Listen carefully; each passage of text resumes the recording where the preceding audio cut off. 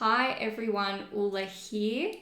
In today's video, I want to talk to you about what is so attractive about unavailable people. And for unavailable people, we all kind of know what this person is like. They're not ready for commitment. They're not emotionally available. Maybe they don't want to move in with you, or they don't want to become official, or they don't want to meet your parents. Or maybe it's simply just that, they're not really there for you when you need them. Maybe they just can't meet your needs, or when you're showing emotion, they just shut down and they don't understand. So, we all know this person, and this kind of relationship where there's a lack of commitment, or where they don't really want to be there for the more serious stuff, that's perfectly okay if that's what you want. And for some people, that's a really happy relationship, and that's fine.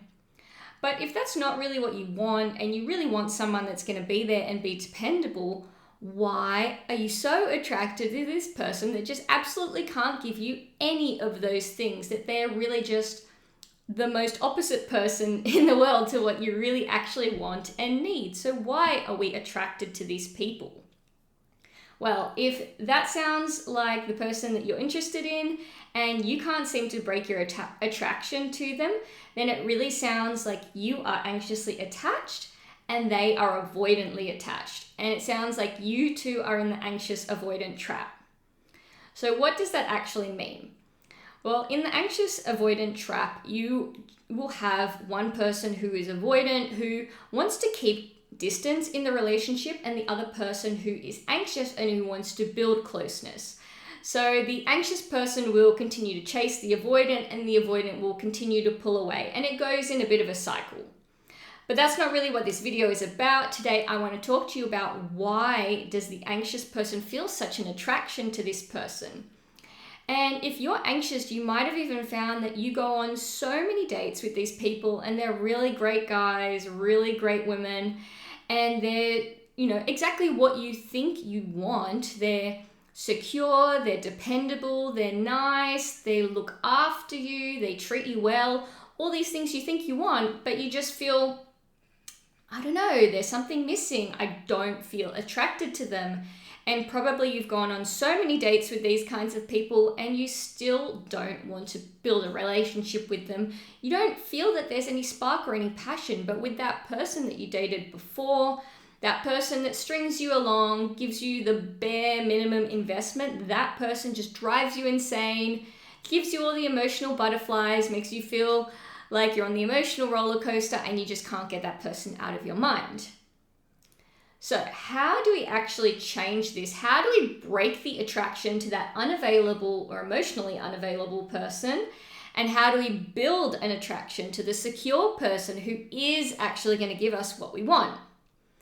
Well, it's got nothing to do with how many dates you go on. It's got nothing to do with finding the right person. It's got everything to do with what is going on inside your mind. What beliefs are you telling yourself? Because everything that happens in our dating life, and in the rest of our life for that matter, is all related to the beliefs that we tell ourselves.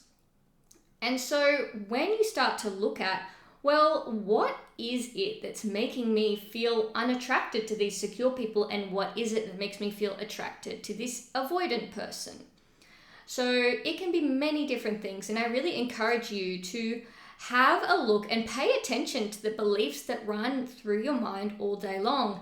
And most of the beliefs, most of the thoughts that we have throughout the day are really unconscious. So it can take a little bit of work to actually slow down and pay attention to all those things that are going on inside your head. But once you do that, you'll be able to see some patterns, see some themes.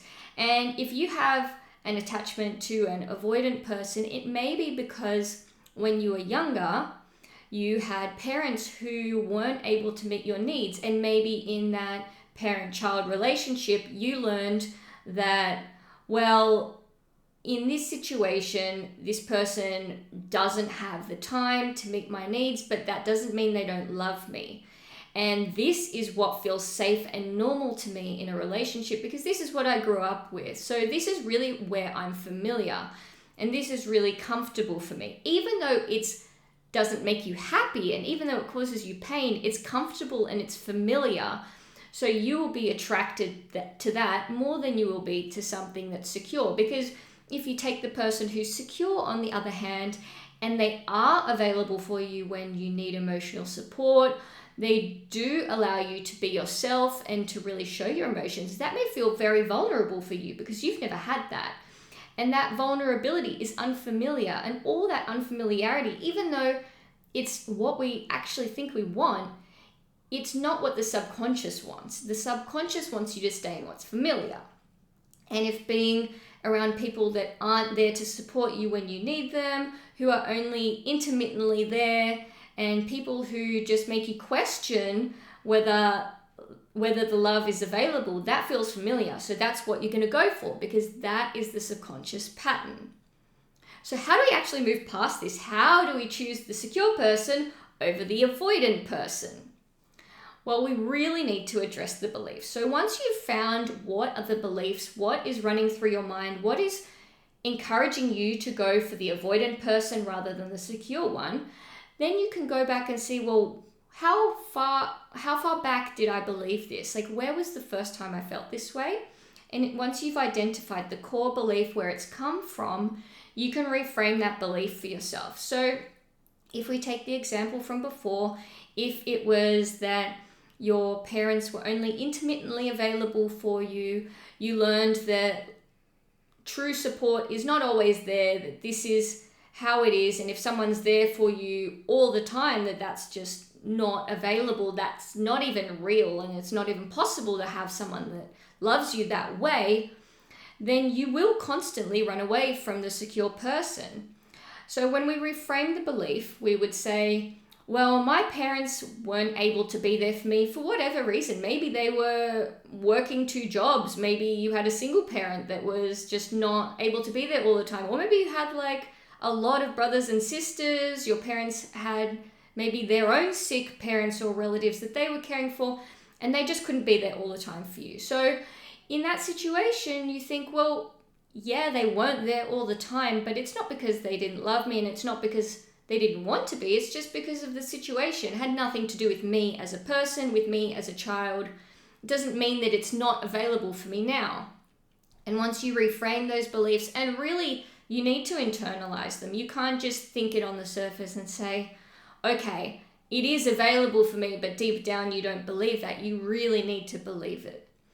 And when we reframe that, and you can really say, well, someone who's there for me when I need them, someone who's dependable, someone who wants to be there for me, that person is available to me. And there's a lot of people out there to me. I just need to find the right one for me.